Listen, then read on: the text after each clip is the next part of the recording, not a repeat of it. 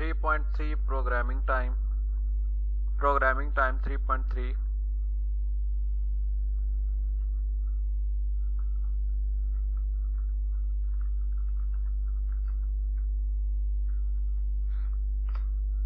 3.3 programme बहुत एक important programme है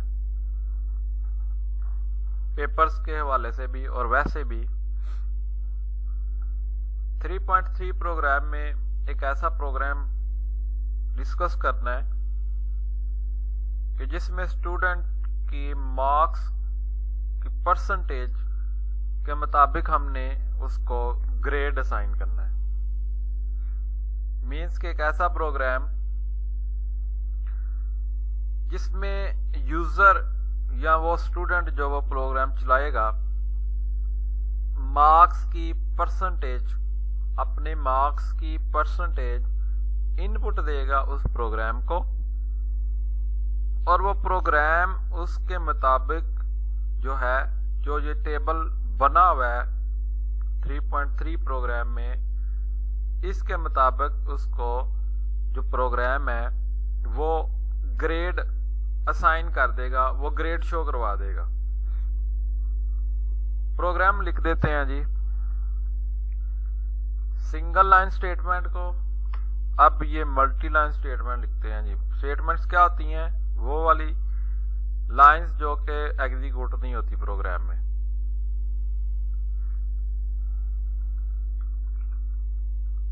Write a program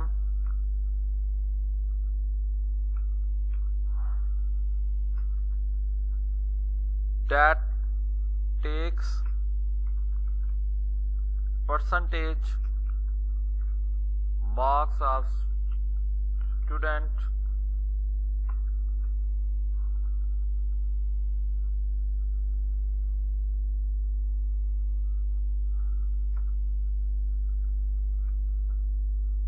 as input and display his grade.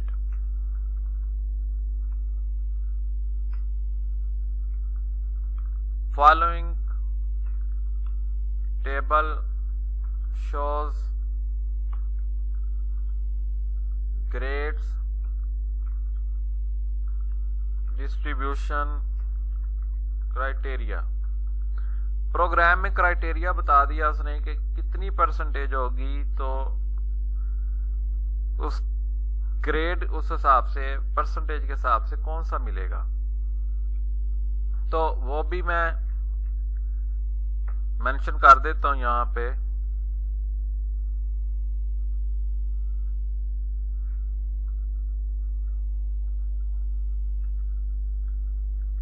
Percentage grade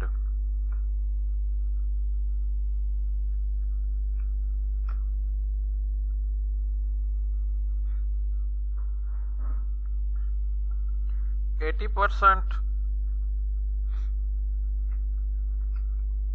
and above. अगर marks 80% या उससे अबव है A grade, 70% to 80% grade B, 60% to 70% C, 50% to 60% D, and below 50% F। अगर student के marks 80% या उससे above हैं A, 70% या उससे अबव है और 80 से कम है तो बी ग्रेड, 60% या उससे ज्यादा है तो 70% से कम है तो सी, इसी तरह डी, और 50% से बिलो है तो एफ ग्रेड उसको असाइन कर दे। ऐसा प्रोग्राम हमें बनाना है। चलें प्रोग्राम स्टार्ट करते हैं जी। मैं इसको मल्टी लाइन कमेंट में चेंज करता हूं अपनी स्टेटमेंट्स को, ताकि ये एग्जीक्यूट ना हो।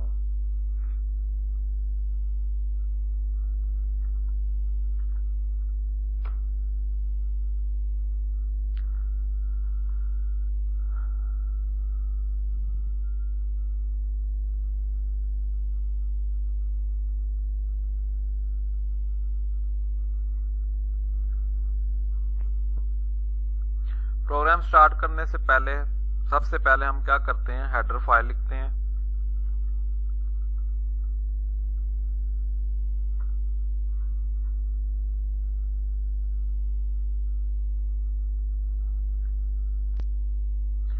इसमें ये भी कमेंट में उसने इंक्लूड किया हुआ है, क्योंकि यहाँ पे हमने ओपनिंग टैग जो कमेंट का ये लिखा हुआ है और क्लोजिंग टैग में स्टैरी का सिंबल पहले आता है, तो ये इस तरह से लिखते हैं तो फिर ये मल्टी लाइन कमेंट में ये तब्दील हो जाएगा। अब ये पूरा एक ब्लॉक बन गया। हम इसको मिनिमाइज भी कर सकते हैं, ये मिनिमाइज कर लेते हैं। अब यहाँ पे इसको स्टार्ट कर देते हैं। इंक्लूड की हमने header file studio.h, main function body. Percentage हमने इनपुट करवानी है। वो परसेंटेज हमने अब एक वेरिएबल बनाना है और वेरिएबल की टाइप रखेंगे। 3 टाइप्स हैं, आपको पता है, एक इंटीजर, फ्लोट और करैक्टर। इंटीजर हम रख नहीं सकते क्योंकि इंटीजर में पॉइंट वाला जो नंबर है वो नहीं आता। परसेंटेज पॉइंट में भी हो सकती है किसी की, तो इसलिए हम वेरिएबल जो है वो फ्लोट रखते हैं। तो वेरिएबल की टाइप फ्लोट, क्योंकि वो परसेंटेज उसकी पॉइंट में भी हो सकती है, इसलिए पॉइंट में होने की वजह से, चांसेस होने की वजह से फ्लोट आपको पता है फिक्स नंबर भी इनपुट कर सकता है। और पॉइंट वाले जो नंबर है, डेसिमल पॉइंट वाले जो नंबर्स होते हैं वो भी इसमें स्टोर किए जा सकते हैं। फ्लोट वेरिएबल हम एक इस्तेमाल करते हैं जी, जिसकी वेरिएबल का नाम लिखते हैं। वेरिएबल का नाम है जी परसेंटेज, और हमने एक वेरिएबल डिक्लेयर किया परसेंटेज। और डिक्लेयर आपको पता है किस लिए करते हैं। डिक्लेयर हम यूजर से अगर हमने कोई इनपुट लेनी हो तो उसके लिए वेरिएबल को डिक्लेयर किया जाता है। अदरवाइज हम वेरिएबल को इनिशियलाइज करते हैं, खुद कोई वैल्यू उसमें अगर हमने वेरिएबल को देनी हो तो हमने यूजर से वैल्यू मार्क्स एंटर करवाने हैं, स्टूडेंट से मार्क्स एंटर करवाने हैं, तो हम इस जहाँ पे वेरिएबल को डिक्लेयर करते हैं। फ्लोट टाइप का हमने वेरिएबल बनाया जिसका नाम है परसेंटेज। हम एक मैसेज शो करवाते हैं। मैसेज शो करवाना है एंटर द परसेंटेज।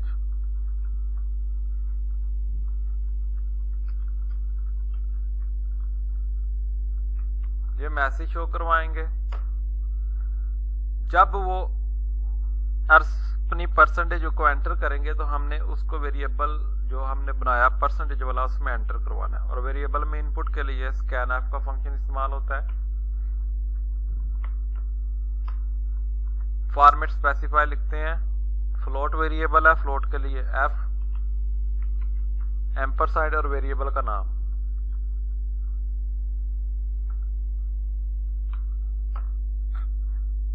अब हमने लॉजिक बनानी है। अब हम लॉजिक बनाएंगे एक इफ एल्स इफ जो स्टेटमेंट है उसको इस्तेमाल करते हैं।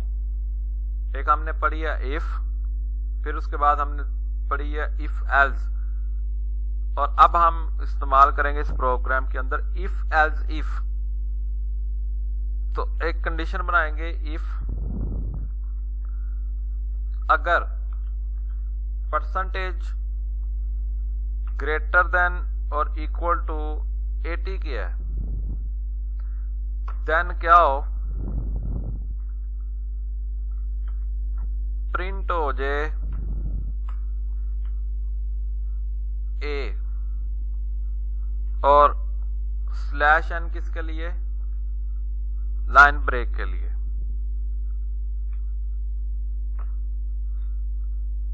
अगर ऐसा नहीं होता, हमारे पास ज्यादा ऑप्शन है ना, तो हम एल्स इफ को इस्तेमाल करेंगे। अगर एक ही ऑप्शन होती तो फिर एल्स को इस्तेमाल करते, लेकिन हमारे पास बाकी भी कंडीशंस हैं तो इसके लिए एल्स इफ करेंगे। एल्स इफ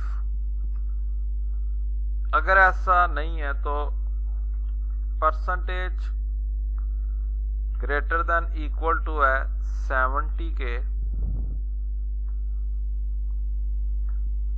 तो प्रिंट कर दे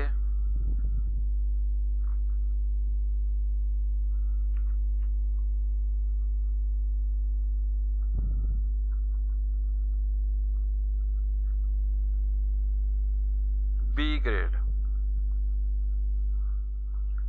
इसको मैं कॉपी कर लेता हूं क्योंकि ये दोबारा लिखे जाएंगे। एंटर, पेस्ट किया।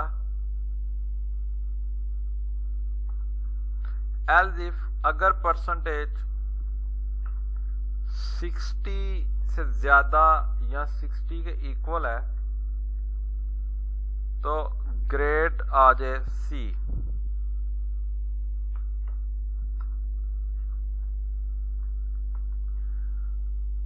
और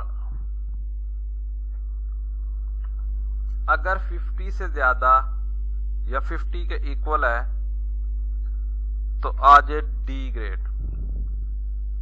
और अगर इनमें से कुछ भी नहीं है, हमारे पास अब लास्ट ऑप्शन बची है एफ ग्रेड की, तो हम यहां पे लास्ट ऑप्शन में सिर्फ एल्स लिखते हैं। एल्स अगर इनमें से कुछ भी नहीं हुआ देन प्रिंटो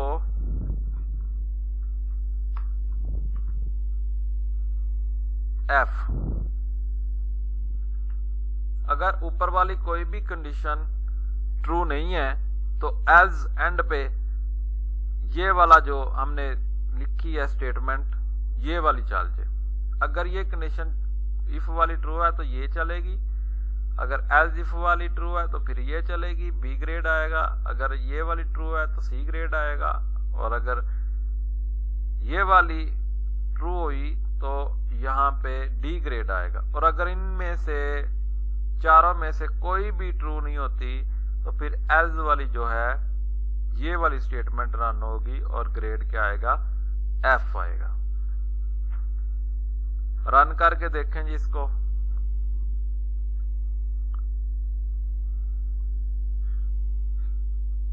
ले जी रन होगा। सबसे पहले मैसेज डिस्प्ले हमारे नजर आ रहा है स्क्रीन के ऊपर। इसको कहते हैं कंसोल विंडो। जो ये ब्लैक में आपको नजर आती है ना, ये कंसोल होती है। अक्सर प्रोग्राम में वो कहता है कंसोल के ऊपर डिस्प्ले करें, यही कंसोल होती है, ये ब्लैक विंडो जो आपके सामने ओपन हुई हुई। और विंडो को विंडो इसलिए कहते हैं कि ये विंडोज के अंदर विंडोज ओपन होती हैं, इसलिए इसका नाम विंडो रखा हुआ है। तो ये विंडो एक ओपन हो जाएगी, कंसोल विंडो, और यहाँ पे ये मैसेज हमने डिस्प्ले करवाया हुआ है एंटर द परसेंटेज, और वैसे ये मैसेज लिखा हुआ है एंटर द परसेंटेज। कोई भी परसेंटेज आप एंटर करें, ये हमने लॉजिक सारी बना दी हुई है। हम कोई भी परसेंटेज एंटर करेंगे तो वो स्कैन एफ के फंक्शन के जरिए परसेंटेज वेरिएबल के अंदर स्टोर हो जाएगी। यहां पे आप लिखें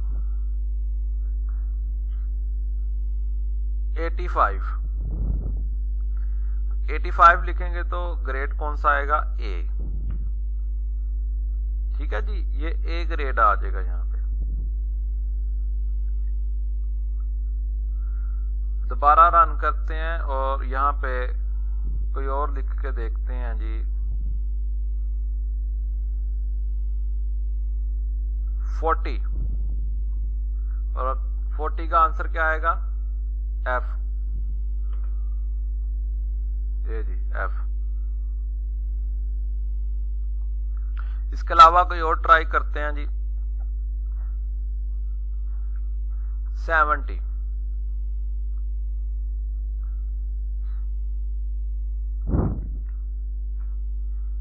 बी, हमने कंडीशन बनाई है अगर तो 70 के इक्वल या उससे ग्रेटर देन होगी तो ये बी आएगा। 79 करके देखें तो फिर भी बी आएगा।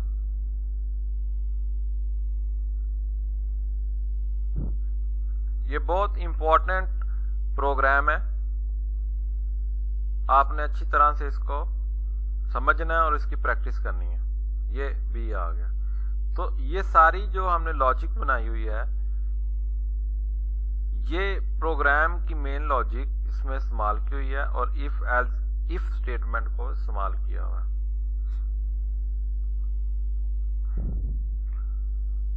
आई होप कि आपको इस प्रोग्राम की समझ आई होगी। Thank you.